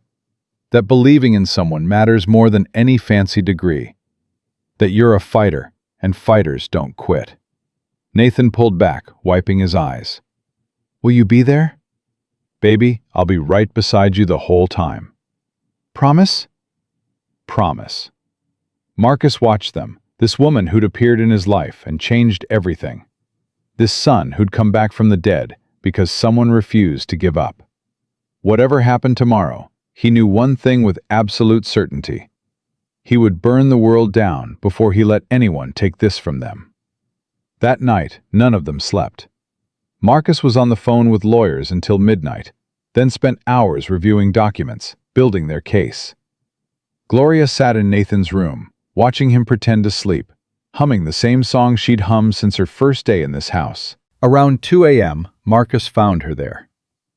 You should rest. Can't. Me neither. He sat in the chair beside her. I've been thinking about what you said, about grace, about believing when no one else did. What about it? I didn't believe. When you first came here, when you started working with Nathan, I thought you were delusional. Another well-meaning person who didn't understand the reality of his condition. You weren't alone in that. But I should have been different. I'm his father. I should have been the one who believed. Marcus's voice cracked. Instead, I gave up on my own son. You were grieving. I was hiding. There's a difference. He looked at Nathan's sleeping form. Elena would have believed. She never gave up on anyone. She saw the best in people, even when they couldn't see it themselves. She sounds wonderful. She was, and she would have loved you. Marcus turned to face Gloria. I need you to know something. Whatever happens tomorrow, whatever they try to do, you changed my life. You gave me back my son. You gave me back myself. Marcus, let me finish. I've spent 3 years being dead inside, going through the motions, making money, pretending I was still a person. And then you walked in with your worn leather bag and your old songs and your stubborn belief in impossible things. And you woke me up. Gloria's eyes were wet. You were never dead. You were just lost. You found me. We found each other. They sat in silence, watching Nathan sleep. And somewhere in that silence, something shifted between them. Not romance, not yet, but something deeper. A bond forged in shared struggle, shared grief, shared hope. Tomorrow's going to be hard, Gloria said finally. I know. They're going to say terrible things about me, about both of us. Let them. They might win. Marcus shook his head. No, they won't. Because we have something they don't. What's that? He reached over and took her hand. We have him, and he's going to fight for us, just like we fight for him. Gloria squeezed his hand. Then we better get some rest. We've got a war to win. The courthouse steps were crowded with reporters by the time they arrived. Cameras flashed, microphones thrust forward, questions shouted from every direction. Mr. Whitfield, do you have any comment on the custody motion? Gloria, is it true you have a history of interfering with medical decisions? Nathan, how do you feel about possibly leaving your father's home? Marcus held Nathan's hand on one side. Gloria held it on the other. They walked through the gauntlet without stopping, without acknowledging the chaos. At the top of the steps, Nathan paused. He turned to face the cameras. I want to say something. Nathan, we should... Marcus started. Please, Daddy. Marcus looked at Gloria. She nodded slightly. Okay, buddy. Say what you need to say. Nathan's voice was small, but clear. My mommy died when I was 3. And then I forgot how to walk and talk and be happy. Everyone said I'd never get better, but Gloria didn't believe them. She came to my room and sang to me and told me I was brave. And she was right." The reporters had gone silent, recording every word. "Now some people want to take me away from her. They say she's bad for me. But she's not bad. She's the best thing that ever happened to me and my daddy." Nathan's chin trembled. "If you take me away from Gloria, I'll just disappear again. I'll go back inside myself, where it's dark and lonely, and I can't find my way out. Is that what you want?" A reporter in the front row wiped her eyes. "Please don't take me away from my family," Nathan said. "Please." Then he turned and walked through the courthouse doors, his father on one side, his Gloria on the other. Inside, Diane Crawford was waiting, and she was smiling. Diane Crawford's smile widened as they entered the courtroom. She stood near the prosecution table, conferring with two lawyers in expensive suits. Behind her sat Mrs. Patterson, avoiding eye contact with everyone from the Whitfield estate. "She sold us out," Marcus muttered. "She was never on our side," Gloria replied. "Some people see love as weakness." The courtroom filled quickly. Dr. Chen arrived with Nathan's medical records. Patricia came, and Rosa, and even Charles, all of them ready to testify. The press was kept outside, but their presence loomed through every window. Judge Harold Washington, a distinguished black man in his 60s, entered and took his seat. Gloria felt a flicker of hope. Maybe this judge would understand. Maybe he'd see what Diane Crawford refused to see.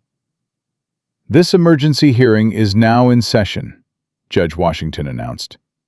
"In the matter of Child Protective Services versus Marcus Whitfield, regarding the custody of Nathan Whitfield, age 5. He looked over the courtroom, his eyes pausing briefly on Nathan, who sat between Marcus and Gloria. "Before we begin, I want to make something clear. This hearing is about one thing: the welfare of that child. I don't care about corporate politics. I don't care about media attention. I care about what's best for Nathan. Are we clear?" Both sides nodded. "Good. Mrs. Crawford, you may present your case." Diane stood, smoothing her jacket. "Thank you, Your Honor. The state's concern is simple. Nathan Whitfield, a medically fragile child, has been under the care of an unqualified individual who has a documented history of interfering with professional medical recommendations." She clicked a remote, and a screen displayed Gloria's file. Gloria Jenkins lost her daughter Grace 3 years ago. Before Grace's death, Mrs. Jenkins repeatedly rejected medical advice, pursued unproven treatments, and was the subject of a CPS investigation that nearly resulted in the removal of her child. "Objection," Marcus's lawyer Catherine Brooks stood. "The investigation was closed without action. Mrs. Jenkins was never found to have harmed her child." "The investigation was closed because the child died," Diane countered. Gloria flinched like she'd been struck. "Mrs. Crawford, that's enough," Judge Washington said sharply. "You will address the facts, not make inflammatory statements." "My apologies, Your Honor. The fact is, Mrs. Jenkins has now inserted herself into another vulnerable child's care. She has no medical training. She has no child care certification. She has a history of emotional attachment that clouds her judgment." Diane turned to face Gloria directly. "Mrs. Jenkins believes she can heal children through singing and conversation." She dismissed professional medical opinions about her own daughter. And now, she's doing the same with Nathan Whitfield. "What specific harm has she caused Nathan?" Judge Washington asked. "The harm is the false hope she's instilled. Nathan's medical improvement, while impressive, has not been attributed to Mrs. Jenkins by any qualified professional. Yet she has been allowed unrestricted access to him, has formed an inappropriate emotional bond, and has influenced Mr. Whitfield's judgment to the point that he publicly attacked a board member who raised legitimate concerns. That board member was trying to take over my company by exploiting my son's condition, Marcus interjected. Mr. Whitfield, you'll have your turn, the judge said. Continue, Mrs. Crawford. The state is requesting temporary custody of Nathan Whitfield while a full investigation is conducted. We're not trying to punish anyone, Your Honor. We simply want to ensure this child is receiving appropriate care from appropriate professionals. Where would Nathan be placed? The Greenfield Children's Center. It's a highly regarded facility specializing in children with complex medical needs. An institution, Marcus said, his voice tight with anger. You want to put my son in an institution. A care facility, Diane corrected, with trained staff and proper protocols. My son walked into this courtroom today. He walked. A year ago, doctors said that would never happen. And you want to take him away from the people who made that possible? We want to ensure his continued progress is monitored by professionals, Mr. Whitfield. Judge Washington held up his hand. Mrs. Brooks, your response. Catherine Brooks stood. She was a tall woman with silver hair and sharp eyes, one of the best family attorneys in the state. Your Honor, the state's case is built on speculation, prejudice, and the personal vendetta of a social worker who failed to remove Grace Jenkins from her mother's care 3 years ago. Diane's face reddened. That's Mrs. Crawford, the judge warned.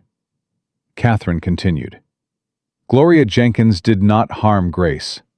Gloria Jenkins loved her daughter and fought for her when the medical establishment had given up.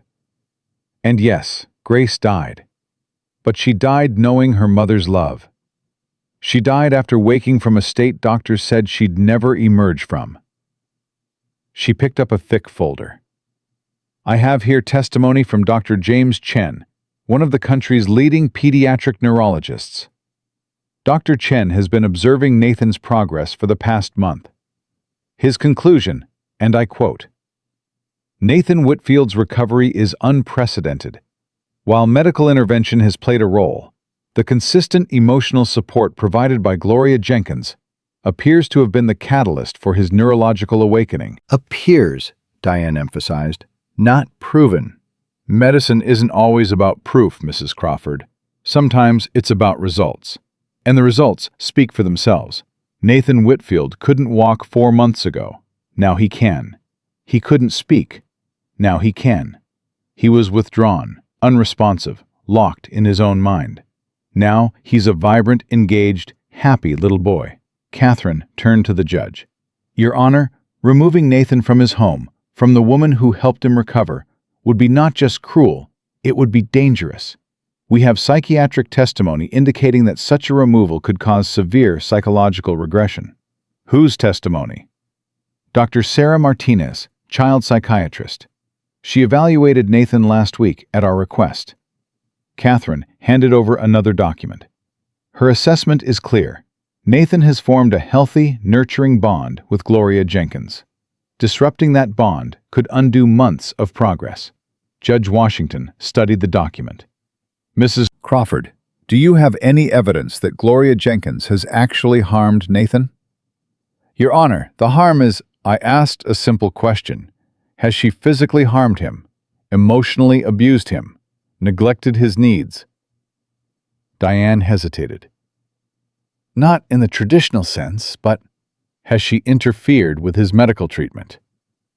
She has influenced Mr. Whitfield's decisions regarding... That's not what I asked. Has Gloria Jenkins personally interfered with Nathan's medical treatment, refused medication, prevented doctor visits, anything concrete? Diane's jaw tightened. No, Your Honor. Then what exactly is the basis for this emergency motion? Pattern of behavior, history with a different child in different circumstances. Judge Washington leaned back. Mrs. Crawford, I've been doing this job for 30 years. I've seen genuine abuse. I've seen neglect. I've seen children in real danger. What I see here is a woman who loved her daughter, lost her, and found a way to channel that love into helping another child. Your Honor, the state's obligation is to protect children from what? From being loved? From being believed in? The judge shook his head. I want to hear from Nathan. Diane's face went pale. Your Honor, the child is too young to... The child is 5 years old, and by all accounts, remarkably articulate. I want to hear what he has to say. Nathan looked up at Gloria. She squeezed his hand. It's okay, baby. Just tell the truth. Nathan stood and walked to the front of the courtroom. Judge Washington leaned forward, his expression softening. Hello, Nathan. Do you know why you're here today? Yes, sir. Some people think Gloria is bad for me. And what do you think? Nathan considered the question seriously. I think they're wrong. Can you tell me why? Because Gloria found me when I was lost. Nathan's voice was steady, clear. After Mommy died, I went somewhere dark. I could hear people, but I couldn't talk to them. I couldn't move. I couldn't do anything. It was like being trapped in a box. The courtroom was utterly silent. The doctors tried to help. The nurses tried. But nobody talked to me like I was real. They talked about me. They talked to Daddy about me. But nobody talked to me. And Gloria was different? Gloria came into my room and sat down and said, Hey there, baby. I'm Gloria. I see you in there. And she did. She really saw me. Not the sick me or the broken me. Just me. Judge Washington's eyes were wet. What did she do that helped you? She sang to me. She told me stories. She held my hand and said I was brave, even when I didn't feel brave. She said her daughter was like me, and she helped her too. Did Gloria ever hurt you? No, sir. Did she ever scare you? Only when she almost left. Nathan's voice cracked. That man, Mr. Morrison. He tried to make her go away. I was so scared. I didn't want to go back in the box. And when Gloria stayed, I got better. I remembered how to move, how to talk, how to be me again. Nathan looked back at Gloria. She gave me back my life. How can that be bad? Judge Washington was quiet for a long moment. Then he turned to Diane. Mrs. Crawford, I have a question for you. If you take Nathan away from this woman, what happens to him? He'll receive professional care. That's not what I asked. What happens to him? This child, who just described being trapped in darkness until someone reached in and pulled him out. What happens if we put him back in the dark? Diane had no answer. I've heard enough. Judge Washington straightened his papers. I'm denying the state's motion for emergency custody. Relief flooded through Gloria like a wave. However, the judge continued, and her heart stopped. I'm not closing this matter entirely. I'm ordering a 90-day review period. During this time, Nathan will remain in his father's custody, with Gloria Jenkins continuing in her current role. The state may conduct monthly check-ins, but they will be scheduled in advance and conducted with respect for the family's privacy. He looked directly at Diane. Mrs. Crawford, I suggest you use this time to focus on children who are actually in danger. There are plenty of them. This isn't one. Your Honor, I must object. Your objection is noted and overruled. This hearing is adjourned. The gavel came down. Nathan ran back to Gloria and threw his arms around her. We won? We won, baby. We won. Marcus put his arms around both of them. Behind them, Patricia was crying. Rosa was praying out loud in Spanish. Even Charles had lost his composure. Diane Crawford gathered her papers with shaking hands. As she passed Gloria, she stopped. "This isn't over." "Yes, it is." Gloria's voice was calm. "You tried to take Grace from me and failed. You tried to take Nathan and failed. Maybe it's time to ask yourself why. Why what? Why you see danger where there's only love? Why you fight so hard against the thing that heals?" Diane's face twisted. "Love doesn't heal. Medicine heals. Protocols heal. Procedures." Love healed Nathan. Love healed my Grace, even if only for 3 months. And love is healing me every day from losing her. Gloria stepped closer. "You can keep fighting it, Mrs. Crawford, but you'll always lose. Because love is stronger than your files and your courtrooms and your rules." She turned and walked away, Nathan's hand in hers. Diane watched them go, something unreadable flickering in her eyes. That evening, the Whitfield estate was transformed. Rosa cooked a feast. Charles opened champagne. Patricia and Jennifer danced in the kitchen. Even Mrs. Patterson, who'd been conspicuously absent since the hearing, appeared briefly to pack her things. "You're leaving?" Marcus asked her. "I think it's best." Mrs. Patterson's voice was stiff. "I made poor choices. I believed Mr. Morrison when he said he was protecting Nathan. I was wrong." "Yes, you were." "For what it's worth, I'm sorry. That boy—" She looked toward the living room where Nathan was showing Gloria his latest drawing. "He's a miracle. I was just too blind to see it." "People often are," Marcus said. "Goodbye, Mrs. Patterson." She left without another word. Later, after Nathan had been put to bed, Marcus found Gloria on the terrace, looking up at the stars. "Someday," she said without turning. "Someday. I really thought we might lose him." "We didn't." "But we could have. If the judge had been different. If Diane had been more convincing. If Nathan hadn't been so brave." Gloria's voice shook. "There are so many ways it could have gone wrong." Marcus moved to stand beside her. But it didn't. "I can't stop thinking about all the children who don't have someone to fight for them. All the Nathans in institutions right now, staring at ceilings, waiting for someone to see them. You can't save everyone." "I know, but maybe—" Gloria turned to face him. "What if we could save more?" "What do you mean?" "When Grace was in the hospital, I met so many families. Parents who were told to give up. Children who were written off. They didn't have money for specialists.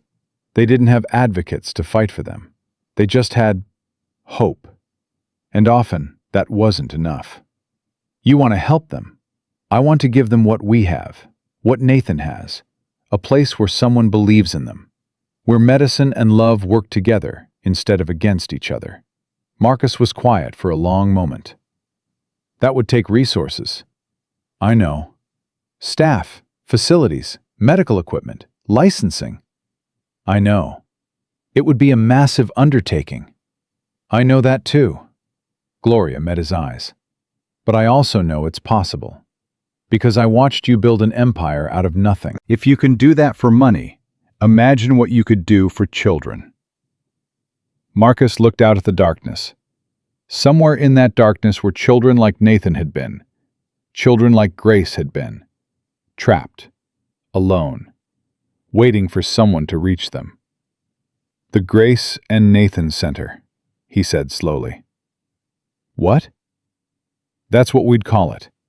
The Grace and Nathan Center for Pediatric Recovery." He turned to Gloria with something new in his eyes. "If we're going to do this, we're going to do it right." Gloria's breath caught. "You're serious?" "I've spent 10 years building things that make money. Maybe it's time to build something that matters." "Marcus, you saved my son. You saved me. Let me help you save others."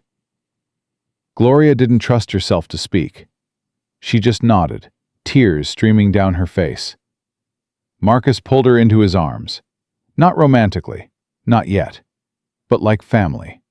Like two people who had found each other in the darkness and decided to build a light together. Above them, the stars burned on.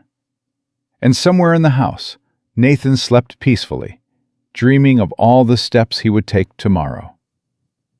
The next morning, Nathan woke early. He lay in bed for a moment, testing his legs the way Gloria had taught him. Flex, point, rotate. Each movement a small victory against everything that had tried to keep him still. Then he heard voices downstairs.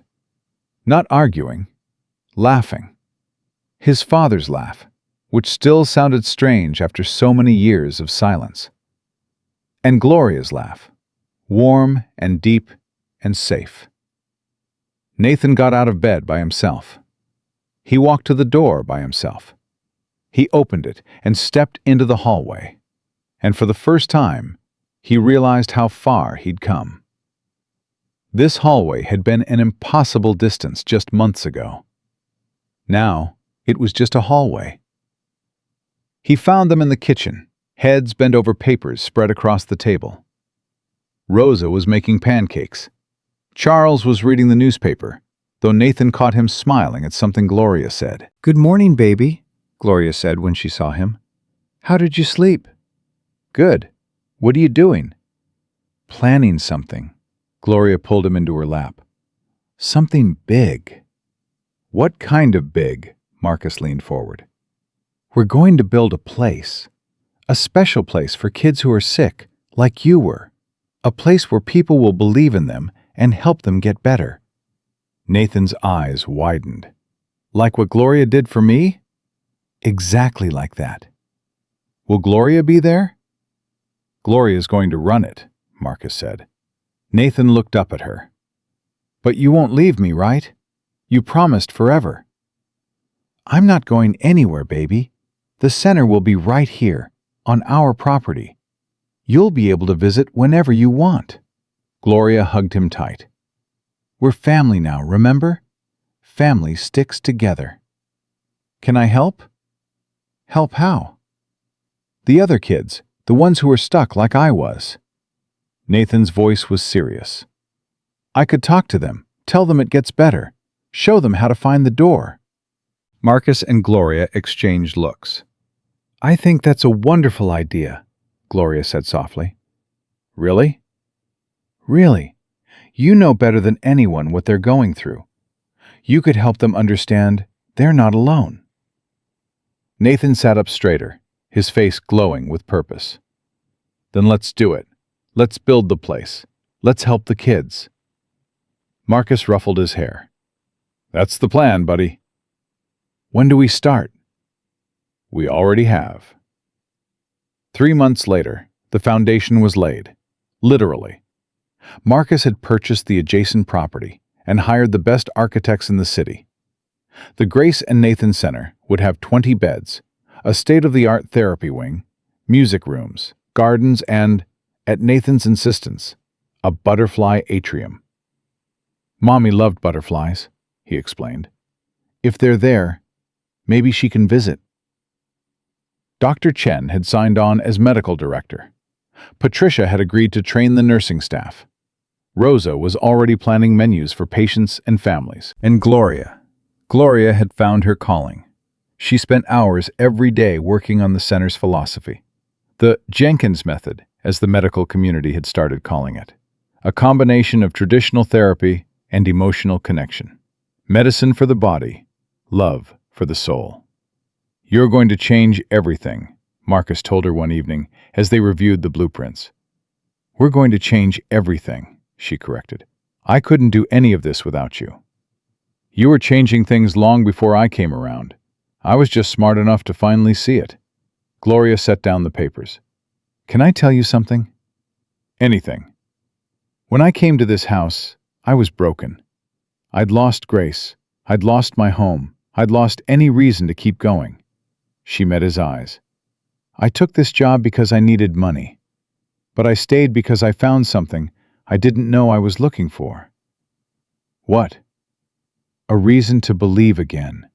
She reached over and took his hand. You and Nathan, you gave me that. You gave me a family when I thought I'd never have one again. Marcus squeezed her hand. Gloria, Daddy! Gloria! Nathan came running into the room, holding something carefully in his cupped hands. Look what I found! He opened his hands to reveal a butterfly. Small, delicate, its wings shimmering with color. It was in my room, Nathan said breathlessly. It came in through the window and landed right on my pillow, like it was looking for me. Gloria felt her heart stop. The butterfly's wings were purple and gold, Grace's favorite colors. It's beautiful, baby, she whispered. I think it's from Mommy, Nathan said. Both mommies, Elena and Grace. They sent it to tell us they're happy. The butterfly fluttered up from Nathan's hands. It circled once around Gloria, twice around Marcus, then flew to the window and disappeared into the evening light. Nathan watched it go with a peaceful smile. They're watching over us, he said. They always will be. Gloria pulled him into her arms, tears streaming down her face. Not tears of sadness, tears of joy, of hope, of a love so fierce it had broken through every barrier, healed every wound, and built something beautiful from the ruins of loss. Yes, baby, she whispered. They always will be. And in that moment, standing in that room with her two boys, Gloria Jenkins finally understood what Grace had been trying to tell her all along. That death isn't the end. That love transcends everything. And that sometimes, the people we've lost find ways to send us exactly where we need to be. 1 year later, the Grace and Nathan Center opened its doors. The ribbon-cutting ceremony drew hundreds of people, families who had heard Nathan's story, medical professionals curious about the Jenkins method, reporters who had followed the saga from that first viral video. But Gloria barely noticed the crowds. Her eyes were fixed on the building itself, gleaming white against the autumn sky, its windows filled with light. You ready? Marcus asked, standing beside her with the oversized scissors. I've been ready my whole life. Nathan stood between them, holding one hand of each. He was 6 now, taller, stronger, with barely a trace of the limp that had marked his first steps. He wore a little suit that made him look like a miniature version of his father. Can I say something first? Nathan asked. Marcus nodded. Go ahead, buddy. Nathan stepped forward to the microphone. The crowd fell silent. My name is Nathan Whitfield. When I was 3, my mommy died and I forgot how to walk and talk. The doctors said I'd never get better. But they were wrong. He paused, looking back at Gloria. Gloria came to our house to clean floors. Nobody thought she was special. They called her the Maid. But she looked at me and saw something nobody else could see. She saw me. The real me, hiding inside my broken body. His voice was clear, confident, a miracle in itself. She sang to me. She talked to me. She believed in me when everyone else had given up. And because she believed, I believed too. And then I walked. Nathan gestured to the building behind him. This place is for kids like me. Kids who are trapped inside themselves. Kids who need someone to find them. He smiled. Gloria found me. Now we're going to find them. The applause was thunderous. Gloria wiped her eyes. Marcus pulled Nathan into a hug. And then, together, the 3 of them cut the ribbon. The center's first patient arrived 2 days later. Her name was Maya. She was 4 years old, and she hadn't spoken since witnessing her parents' car accident 6 months ago. The trauma had locked her voice away, just as it had locked Nathan's movement away years before. Gloria sat with her in the music room, just the 2 of them. Maya stared at the floor, her small body rigid with tension. Hey there, baby, Gloria said softly. I'm Gloria. I'm not going to make you do anything. I'm just going to sit here with you, Okay?" No response. But Gloria hadn't expected one.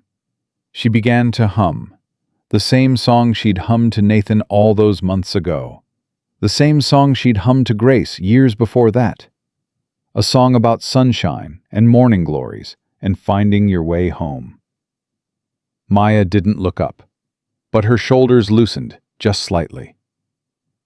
"I had a little girl once," Gloria continued. "Her name was Grace. She couldn't talk for a long time either, but I sang to her every day, and one day she sang back." Still nothing. But Gloria saw Maya's fingers twitch. "There's no rush, baby. Whenever you're ready, I'll be here." She hummed another verse, and another. And when visiting hours ended and Maya's grandmother came to take her home, Gloria saw something she recognized, a tiny spark of light buried deep in those dark eyes. It was enough. It was always enough. Nathan visited the center every day after school. At first, he just watched, observed the therapists, the nurses, the patients, learned the rhythms of the place that bore his name. But gradually, he began to participate. He sat with a 7-year-old boy named Marcus Jr., who had lost the use of his legs in a swimming accident. "It's scary," Nathan told him. "Being stuck, feeling like you'll never move again." "You don't know," Marcus Jr. muttered. "You got better." "I know exactly. For 2 years, I couldn't do anything. I could hear people talking about me like I wasn't there, like I was already dead." Marcus Jr. looked up. "How did you get better?" "Someone believed I could, and then I believed it too." Nathan smiled. "I believe you can, Marcus. I know it doesn't feel that way, but I do." "Why?" "Because I can see you fighting. Even when you say you've given up, you're still fighting. That's how I know you'll make it." 3 months later, Marcus Jr. took his first steps. Nathan was there to catch him when he stumbled. The successes mounted. Maya spoke her first word, "Mama," on a Tuesday afternoon while Gloria was singing. Her grandmother collapsed in tears. The sound of Maya's voice was rusty, broken, but it was there. A 12-year-old named David, paralyzed from the waist down after a fall, regained feeling in his toes, then his feet, then his legs. His doctors called it impossible. Gloria called it Tuesday. A 3-year-old named Sophie, blind from birth, began to navigate her world with confidence after months of music therapy and emotional support. She couldn't see, but she could feel. And feeling, Gloria taught her, was its own kind of vision. The medical community took notice. Dr. Chen published a paper on the Jenkins method that was downloaded over 100,000 times. Hospitals from around the world sent representatives to observe. Insurance companies, initially skeptical, began covering emotional support therapy after seeing the center's results. "You've started a revolution," Dr. Chen told Gloria one evening. "I've just been doing what my grandmother taught me." "Which is?" "Love people, believe in them, never give up." "That's not a medical protocol." "Maybe it should be." Dr. Chen was quiet for a moment. "My grandmother used to say something similar. She was a healer in our village in China. No medical training, but people came from miles around to see her." "Did she help them?" "Many of them, yes. The doctors in the city couldn't explain it. They said she was a fraud, that the healings were coincidence or placebo." "What did you think?" Dr. Chen smiled. "I think she knew something they didn't. Something we're only now beginning to understand. That the body and spirit aren't separate. That healing one without the other is only half the job." Gloria nodded. "Your grandmother sounds like someone I would have liked. She would have loved you.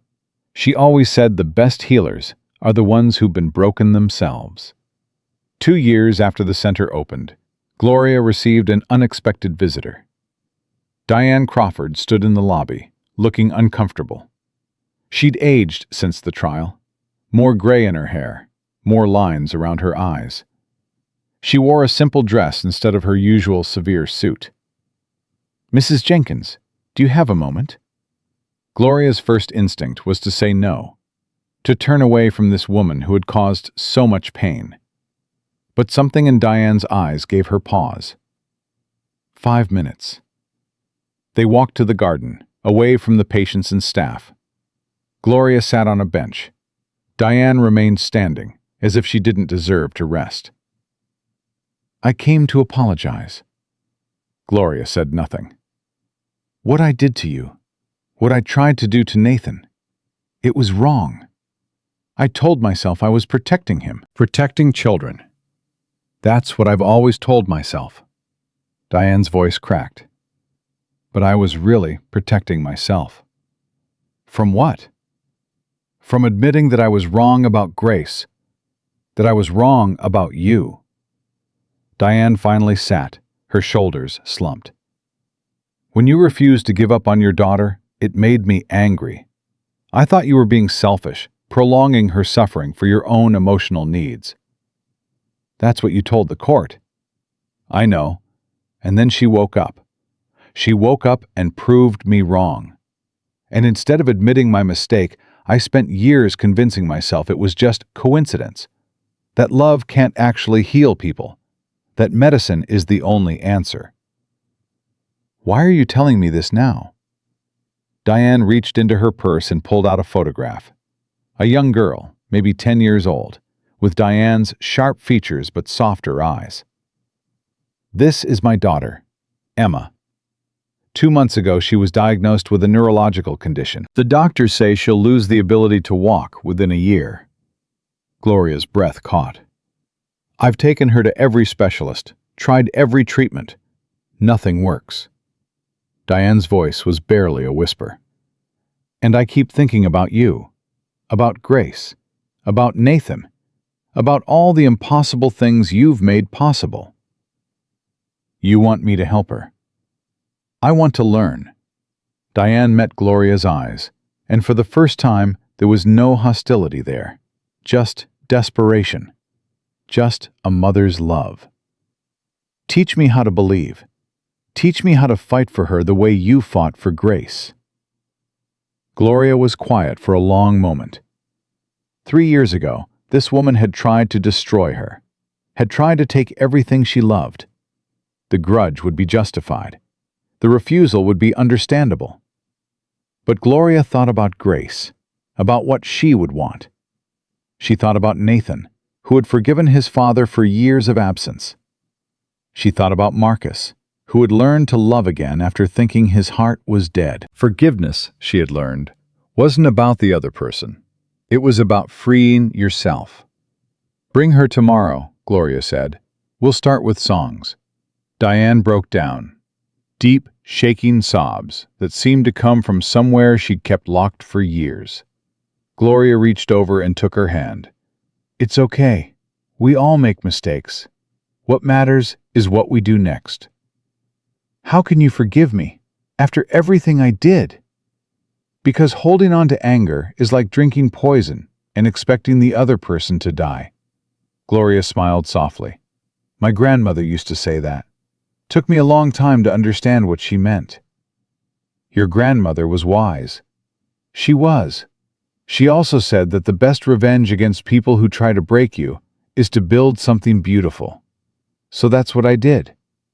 Gloria gestured at the center around them.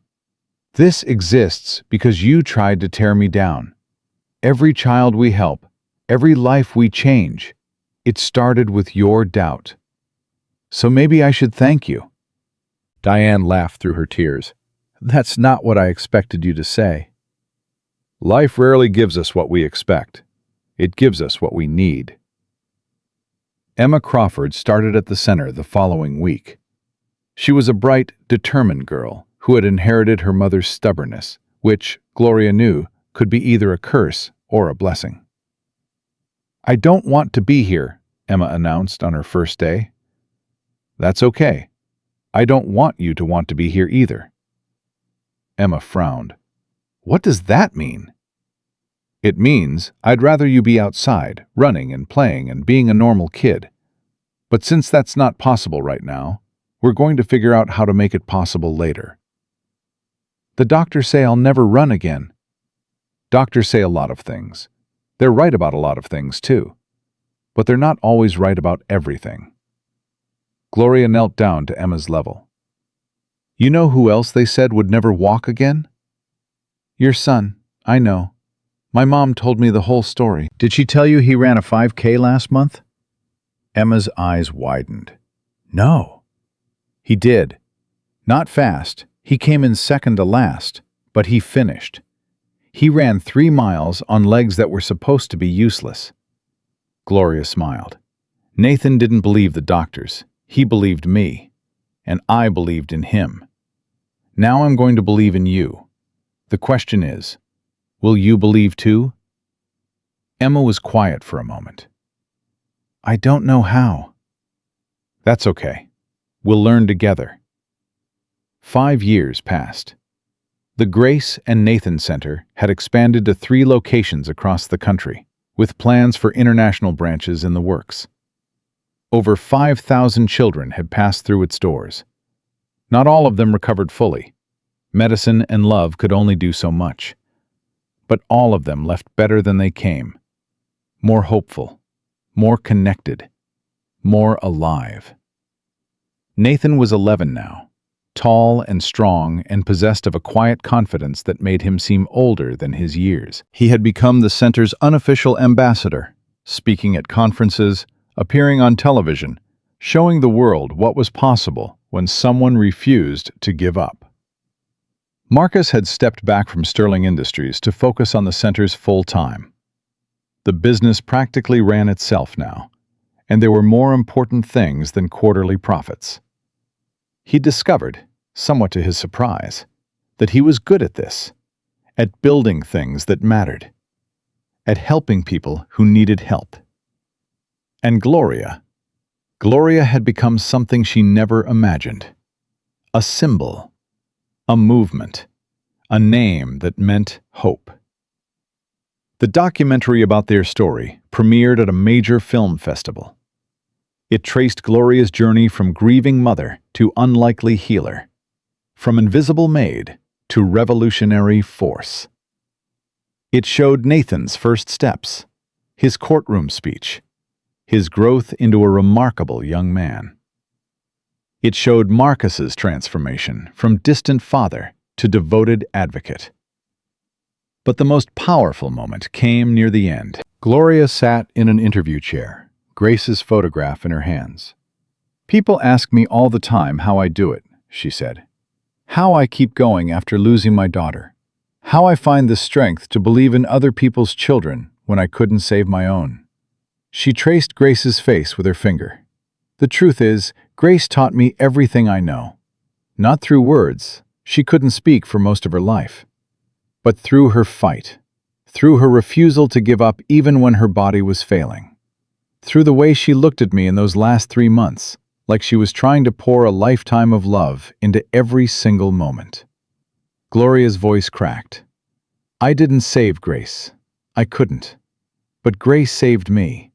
She showed me what it means to love without conditions, to believe without proof, to keep fighting even when everyone says it's hopeless. She looked directly into the camera. Every child I've helped since then, Nathan, Maya, Marcus Jr., Emma, all of them, they're Grace's children too. They're her legacy, her way of living on through the good we do in her name. The film ended with footage of the center's most recent graduation ceremony. 12 children who had been told they would never walk, never speak, never thrive, standing together on a stage, singing a song that Gloria had taught them. The same song she'd sung to Grace. The same song she'd sung to Nathan. The same song that had started everything. A song about sunshine and morning glories, and finding your way home. On the morning of the 10th anniversary of the Grace and Nathan Center, Gloria woke before dawn. She walked through the quiet halls of the Whitfield estate, Her home now, officially, ever since Marcus had asked her to make it permanent. Not as wife, though there were rumors, but as family, as the heart of everything they built together. She found Nathan in the kitchen, already awake, making coffee. "You're up early," she said. "Couldn't sleep." He handed her a cup. "Big day." Nervous? A little. You? Terrified, Gloria smiled. But the good kind of terrified, the kind that means something important is about to happen. Nathan studied her for a moment. "Can I tell you something?" "Always." "When I was trapped inside myself, I used to have this recurring dream. I was in a dark room, alone, and I could hear voices outside, but I couldn't reach them. I'd scream and scream, but no sound came out." Gloria's eyes filled with tears. "Baby, I didn't know." "Let me finish." Nathan took her hand. "Then one day, the dream changed.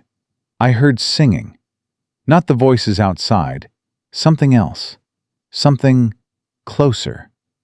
And I followed the sound through the darkness until I found a door. And behind the door was light." "That's beautiful." "That was you." Nathan's voice was thick with emotion. "You were the singing. You were the door.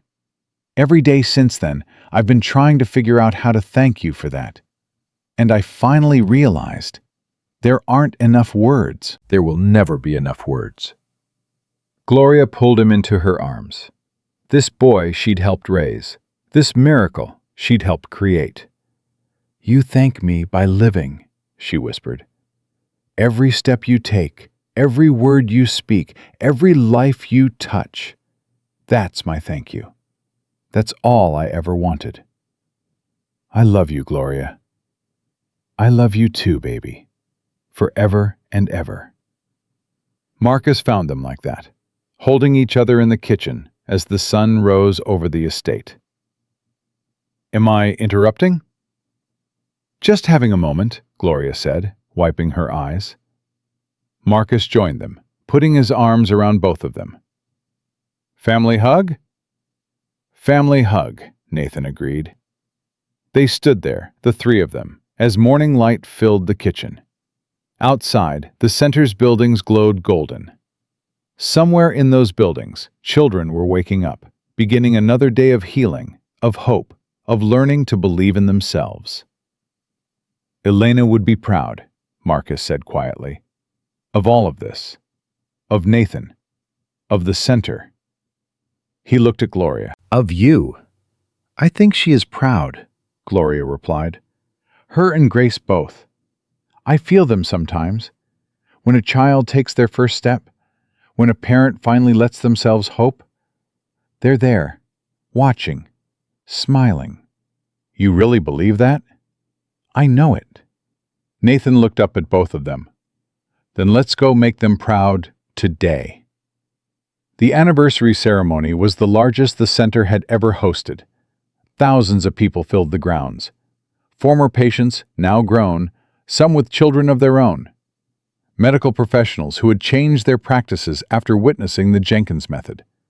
Politicians, celebrities, ordinary people who had been touched by the center's mission.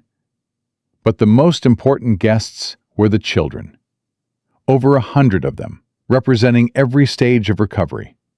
Some in wheelchairs, some walking with aids, some running free. All of them carrying the same light in their eyes, the light Gloria had first seen in Nathan all those years ago. When it was her turn to speak, Gloria walked to the podium and looked out of the crowd. 10 years ago, I walked into a mansion to clean floors. I was nobody, a grieving mother with nothing but my grandmother's songs and a stubborn refusal to give up. The world told me to stay in my place, to accept my role, to be invisible." She paused, letting the words settle. "But there was a little boy in that mansion who needed someone to see him, someone to believe in him, someone to reach into the darkness and pull him out.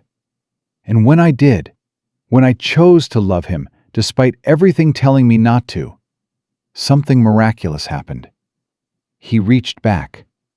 Gloria's eyes found Nathan in the front row. That's what this place is about. Not medicine, not therapy, not protocols or procedures. It's about reaching for each other, about believing that every human being, no matter how broken, has a light inside them, waiting to be found. She looked at the children scattered throughout the crowd. Every child here is a miracle. Not because they recovered, though many have, but because they chose to fight. They chose to hope. They chose to reach for the light, even when the darkness seemed absolute. Her voice rose with conviction. That choice, that tiny, courageous choice to keep trying, that's the miracle. That's what we celebrate today. Gloria stepped back from the podium and gestured to Nathan. Now I'd like to introduce someone who understands this better than anyone. My son, not by blood, but by something stronger. My son, Nathan. Nathan walked to the podium, tall and confident. He looked out at the thousands of faces watching him and smiled. When I was 3 years old, I died. The crowd went silent. Not physically. My heart kept beating, my lungs kept breathing, but everything that made me, it went away. I was a body without a person inside, a house with no one home. He took a breath. For 2 years, I lived like that. Doctors examined me. Nurses cared for me. My father loved me from a distance because being close hurt too much. But nobody reached me. Nobody found the door. His eyes found Gloria's. And then she came, a maid. Nobody special, according to the world. She walked into my room and she looked at me, really looked at me, and she said something I'll never forget. She said, "I see you in there." Nathan's voice trembled. Nobody had ever said that before. Nobody had ever looked past the broken body and seen the boy trapped inside. But she did. And because she did, I started to believe I was still there too. He straightened his shoulders. I'm 16 years old now. I play soccer. I get good grades. I argue with my dad about music and stay up too late playing video games. I'm a normal kid, living a normal life. But I never forget how close I came to disappearing forever. Nathan turned to address the children in the crowd. If you're fighting right now, if you're trapped in the darkness and you can't find the door, I want you to know something. We see you. Gloria sees you. This whole community sees you. And we're going to keep reaching for you until you reach back. Because that's what family does. That's what love does. It never gives up. He stepped back, and the applause was deafening. Gloria pulled him into a hug. Marcus joined them, and as the crowd cheered, as the sun shone down on the center that bore her daughter's name, Gloria felt something shift in her chest. Peace. After all the grief, all the struggle, all the years of fighting, peace. She looked up at the sky, where she could swear she saw 2 shapes outlined against the clouds. A woman with dark hair and a smile like Elena's photograph. A little girl with bright eyes and Grace's unmistakable joy. They were watching. They had always been watching.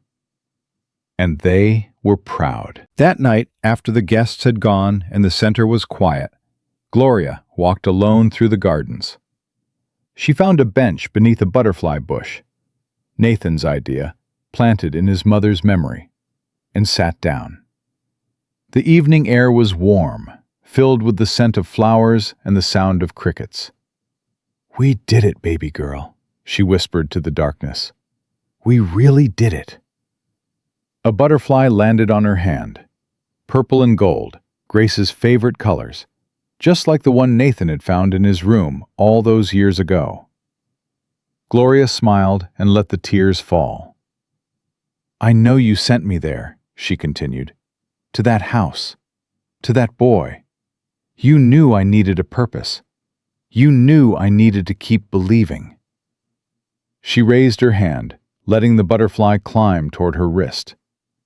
"Thank you for everything, for teaching me how to love, for showing me that miracles are real, for never giving up on me, even when I was ready to give up on myself." The butterfly's wings fluttered, catching the last light of day. "I'll keep going, Grace. For Nathan, for all the children, for everyone who needs someone to believe in them." Gloria's voice was steady now, filled with certainty. "That's my promise to you, my forever promise." The butterfly rose from her hand and circled once around her head. Then it flew toward the center, its wings catching the moonlight, and disappeared into the night. Gloria watched it go, her heart full. She thought about the journey, the grief that had nearly broken her, the job she'd taken out of desperation, the boy she'd found in a dark room, trapped inside himself, the father who'd learned to love again, the enemies who'd become friends, the center that had risen from all that pain. She thought about what she'd learned, that love was stronger than medicine, that belief was stronger than doubt, that the people the world called nobody were often the ones who changed everything. And she thought about what she knew now, with absolute certainty. That there are no small acts of kindness, that every life matters, that sometimes the person who saves you is the one you least expect. Gloria stood and walked back toward the house where her family was waiting. Nathan and Marcus were on the porch, arguing good-naturedly about something ridiculous. Rosa was in the kitchen, singing while she cooked. Charles was reading in the study, probably falling asleep over his book. Home. After all these years, she had finally found it. Not a place, but a people. Not a building, but a bond. Not a destination, but a choice she made every single day. Gloria climbed the steps and let herself be pulled into another family hug. "What were you doing out there?" Nathan asked. "Talking to Grace." "What did she say?" Gloria smiled, her heart overflowing. "She said she's proud of us. All of us. And she said—" Gloria paused, remembering the butterfly's path toward the center. "She said there are more children coming, more miracles waiting to happen, more work to be done." "Then we better get some rest," Marcus said. "Big day tomorrow." "Every day's a big day," Gloria replied. "That's the point." She looked at her family, this impossible, beautiful family she'd never expected to find. The billionaire who'd learned to feel, the boy who'd learned to walk, the woman who'd learned to believe again. "I love you," she said. "All of you. Forever and ever." "Forever and ever," Nathan echoed. "Forever and ever," Marcus agreed. And as they walked into the house together, Gloria knew one thing with absolute certainty. This was not the end of her story. It was only the beginning. Because somewhere out there, another child was waiting in the darkness. Another family was losing hope. Another miracle was waiting to be born. And Gloria Jenkins, the maid who became a mother, the nobody who changed everything, the woman who taught the world that love is the strongest medicine, would be there to find them, just as she had always been found, just as Grace had promised, just as love always does.